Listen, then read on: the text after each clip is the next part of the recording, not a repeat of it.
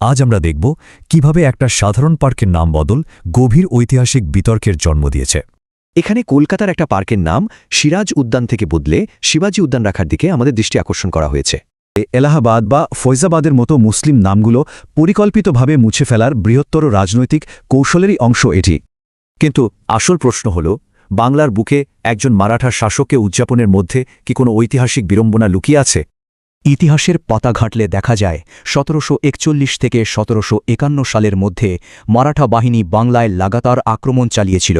এই মারাঠা আক্রমণকারীরাই স্থানীয়ভাবে বর্গী নামে পরিচিত ছিল। তারা মূলত নির্মম গেরিলা যুদ্ধের কৌশল ব্যবহার করত। সেই ভয়াবহ ট্রমা আজও বেঁচে আছে বিখ্যাত সেই ছড়ায়, ছেলে ঘুমালো, পাড়া জুড়ালো, বর্গী এলো দেশে। বুলবুলিতে ধান খেয়েছে, খাজনা দেব কিসে? এই লাইনগুলোতে লুকিয়ে আছে ফসল নষ্ট হওয়ার পর খাজনা দেওয়ার চরম আতঙ্ক।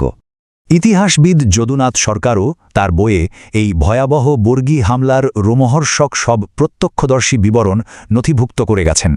সেই বিবরণী উঠে এসেছে সম্পদ লুত্তরাজ, হাত কেটে নেওয়া থেকে শুরু করে বাংলার রেশম খামার ধ্বংসের ভয়াবহ চিত্র। এই অবিরাম ধ্বংসযজ্ঞের ফলে বাংলায় সে সময়ে ব্যাপক দুর্ভিক্ষ দেখা দেয়, অনাহারে মারা যায় অসংখ্য সাধারণ মানুষ। তাই বোঝাই যাচ্ছে এই অপরিসীম দুর্ভোগ বাঙালির মনে মারাঠাদের সম্পর্কে এক অত্যন্ত অন্ধকার আর ভীতিকর স্মৃতি তৈরি করেছিল। এখানেই প্রশ্ন ওঠে, যদি পার্কের নাম বদলাতেই হতো, তবে কোনো স্থানীয় বাঙালি বীরকে কেন সম্মান জানানো হলো না? ভারতের স্বাধীনতা আন্দোলনে অংশ নেওয়া কোনো সাহসী বাঙালি নারীর নামেও তো এই পার্কের নামকরণ করা যেত।